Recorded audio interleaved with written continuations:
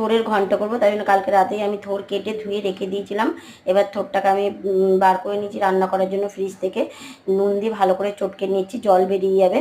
এদিকে কড়ায় তেল দিয়ে দিয়েছি, তেলটা গরম হয়ে গেছে। জিরা আর একটা তেজপাতা দিয়ে দিলাম, আর দুটো আলু ছোটো ছোটো করে কেটে নিয়েছি। নুন দিয়ে আলুটা ভেজে নেব। এই আলুটা ভাজা হতে থাকে, আর থোড়টা যে চটকেছিলাম নুন দিয়ে, জলটা থেকে বেরিয়ে গেছে। এবার আমি চিপে চিপে থোড়টাকে তুলে নেব। প্রচুর পরিমাণে জল বেরিয়েছে, দেখেছো। এদিকে আলুটাও ভাজা হয়ে গেছে। আলুটার মধ্যে একটু আদা বাটা, কাঁচা লঙ্কা বাটা, হলুদ গুঁড়ো, ধনে গুঁড়ো, জিরা গুঁড়ো দিয়ে ভালো করে আলুটাকে মশলার সঙ্গে ভেজে নেব। আলুটা ভালো করে ভাজা হয়ে গেলে এরপরে বড় বেগুনের অর্ধেক বেগুনটা ছোটো ছোটো কেটে আলুর সঙ্গে দিয়ে আবারও ভালো করে ভেজে নেব।